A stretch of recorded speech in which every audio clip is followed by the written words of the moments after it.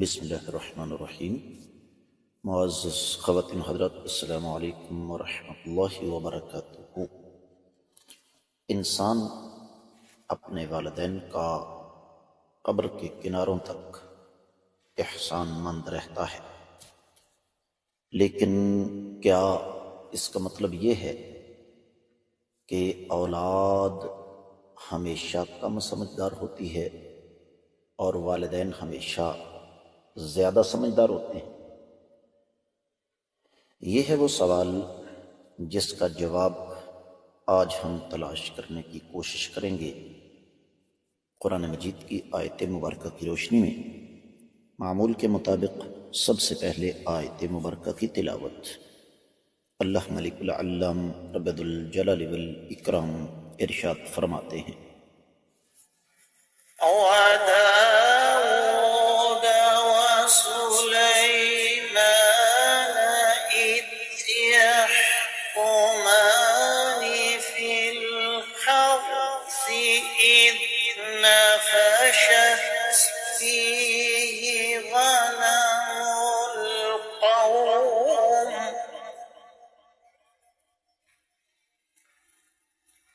وكنا لحكمهم شاهدين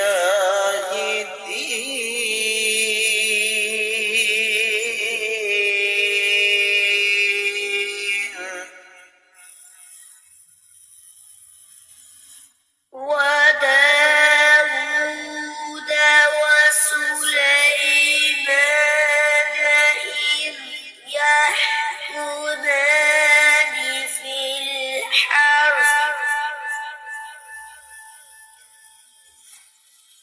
إذ يحكمان في الحرث إذ نفشت فيه غنم القوم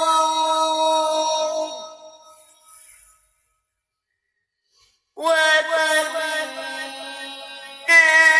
لحكمهم شاهدين۔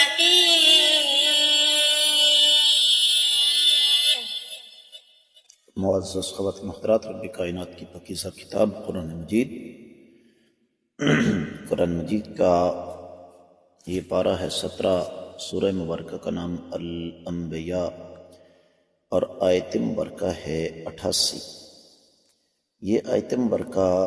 ہم نے کل کے سبق میں شروع کی، لیکن وقت کی قلت کے باعث تفسیر ابن کثیر تک محدود رہے۔ آج ہم انشاءاللہ کوشش کریں گے کہ دیگر کتب تفاسیر کی روشنی میں اس آیت مبارکہ کا جائزہ لیں، لیکن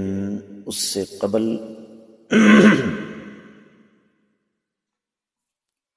اس آیت مبارکہ کا بامحاورہ ترجمہ۔ اللہ رب العزت ارشاد فرماتے ہیں: اور داؤد علیہ السلام اور سلیمان علیہ السلام کو یاد فرمائیے جب وہ کھیت کے معاملے میں فیصلہ کر رہے تھے کہ کچھ لوگوں کی بکریاں رات کو اس میں چر گئی تھیں اور ان کے فیصلے میں ہم موجود تھے۔ اس آیت مبارکہ کی تفسیر بیان کرتے ہوئے سب سے پہلے امام رازی رحمہ اللہ نے اس آیت مبارکہ کی مناسبت ذکر کی ہے، اور مناسبت یہ ہے کہ اللہ رب العزت جب ہمارے سامنے اپنی نعمتوں کا تذکرہ کریں گے جو سیدنا داؤد علیہ السلام پر اللہ تعالیٰ نے کی تھیں، ان سے قبل رب کائنات نے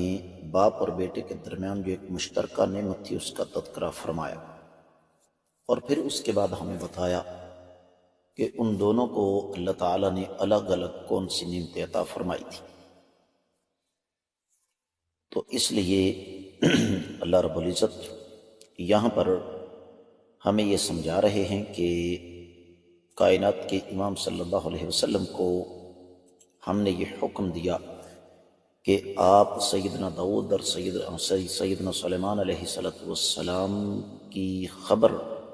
قوم کے سامنے ذکر کریں، اور یہ وہی بات ہے جو کہ تفسیر ابن کثیر میں پہلے گزر چکی ہے قدر تفصیل کے ساتھ، کہ جب لوگوں کی بکریاں، ایک طبقے کی بکریاں دوسرے گروہ کے کھیتوں میں جا کر گھسیں اور وہاں پر سب کچھ کھا گئی، وَكُنَّا لِحُكْمِهِمْ شَاهِدِينَ، اس کا معنی یہ ہے کہ عالمین لا يخفى علینا شیء، جس طرح کہ امام ابن جریر، امام زمخشری، امام بقائی، امام قاسمی، ابن الجوزی اور ابن عاشور وغیرہ نے اس بات کا قدر تفصیل کے ساتھ جزم فرمایا ہے۔ اسی طریقے سے واحد تفسیر میں یہ بات لکھی ہوئی ہے کہ داؤد علیہ السلام اور سلیمان علیہ السلام سیدنا یعقوب علیہ السلام کی نسل سے تھے۔ رب کائنات نے ان دونوں ہستیوں کو نبوت، بادشاہی اور قوت فیصلہ عطا فرمائی تھی، اور ان دونوں ہستیوں کی وفات سیدنا عیسیٰ علیہ السلام کے پیدا ہونے سے کم بیش 1000 سال ہے، اور یہ دونوں بنی اسرائیل کے نبی تھے۔ اور موسیٰ علیہ السلام کے بعد اگر کسی نبی کے دور کو بلا شبہ یادگار کہا جا سکتا ہے بنی اسرائیل میں، تو وہ ان دونوں انبیاء علیہ السلام کا دور تھا۔ سب سے پہلے اللہ مالک العلم رب الجلال والاکرام نے سیدنا داؤد علیہ السلام کو بیک وقت نبوت اور بادشاہت دونوں چیزیں عطا فرمائیں، اور اللہ مالک العلم رب الجلال والاکرام کی توفیق اور اس ذات بابرکات کے فضل و کرم سے ان کے پاس بہت زیادہ قوت جمع ہو گئی۔ پھر زبور ملی جس میں حکمت تھی، نصیحت تھی اور تورات کی تکمیل تھی، اور اللہ ملک العلم رب الجلال والاکرام نے پھر یہاں پر نبوت اور بادشاہت کو جمع کیا۔ تو جس طرح کے تفسیر ابن کثیر میں قدر تفصیل کے ساتھ یہ واقعہ گزر چکا ہے، اسی کو ایک اور انداز سے یہاں بیان کیا گیا کہ سیدنا داؤد علیہ السلام لوگوں کے جھگڑوں کا فیصلہ کرتے تھے، اور ان کے بیٹے سلیمان علیہ السلام جوان تھے، تو وہ باہر رہتے تھے عدالت سے۔ تو ایسے ہی ہوا کہ لوگ سیدنا داؤد علیہ السلام سے اسی جھگڑے کا فیصلہ کروا کر واپس نکلے، تو سیدنا سلیمان علیہ السلام نے بات سنی اور سن کر کہا کہ اگر میں فیصلہ کرتا تو میرا فیصلہ تو یہ ہوتا۔ اور یہ بات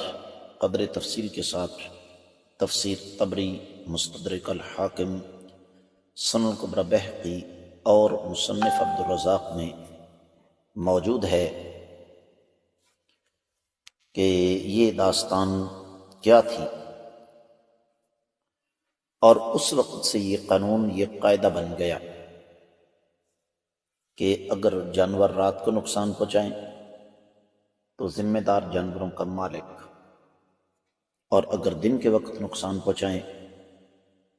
تو ذمہ دار فصل کا مالک۔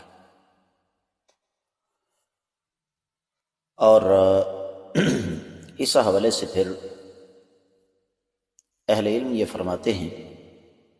کہ یہ جو دونوں باپ بیٹے کا فیصلہ تھا، یہ بنیادی طور پر اجتہاد پر مبنی تھا، یعنی اس کا تعلق وحی کے ساتھ نہیں تھا، کیونکہ اگر اس فیصلے کا تعلق وحی کے ساتھ ہوتا تو پھر باپ اور بیٹے کے درمیان اختلاف کبھی نہ پڑتا۔ اب یہاں پر اگر تھوڑا سا غور کیا جائے تو ہمیں سمجھنے میں کوئی مشکل پیش نہیں آئے گی کہ سیدنا داؤد علیہ السلام کی نسبت ان کے لخت جگر سیدنا سلیمان علیہ السلام کا فیصلہ وہ الصواب تھا۔ اسی مناسبت سے پھر صحیح بخاری میں ایک حدیث بھی موجود ہے کہ ایک دفعہ دو خواتین ایک بچے کی وجہ سے جھگڑ رہی تھی، بلکہ اپنے بچوں کی وجہ سے جھگڑ رہی تھی۔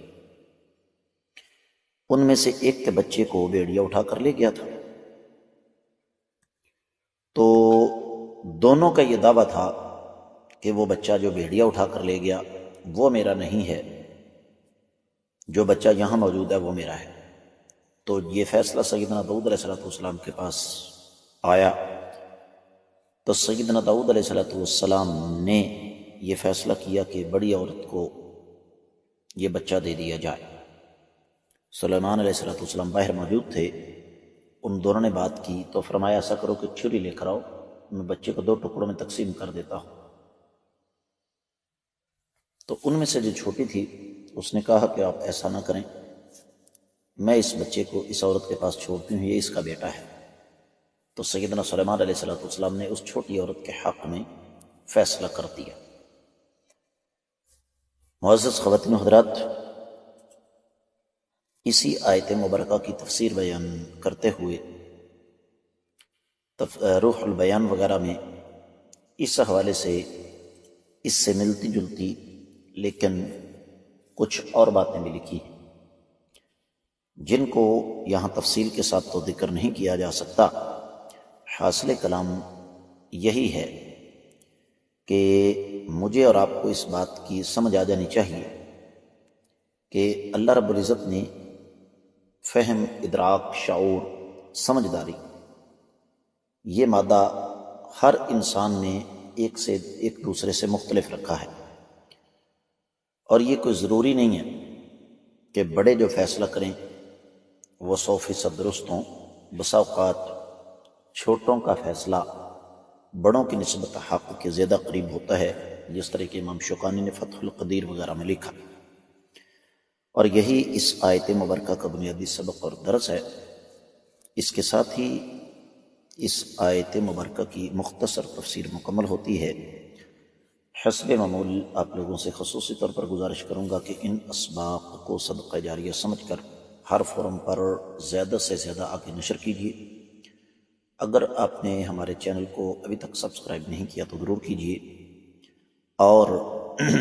ساتھ لگے گھنٹی کے بٹن کو بھی ضرور دبائیے گا تاکہ تازہ ترین اسباق آپ کو ملتے رہیں۔ تازہ ترین اسباق آیات قرآنیہ کے ترجمے اور تفسیر کی شکل میں، احادیث مبارکہ کی شکل میں، منفرد، مختصر اور انتہائی اہم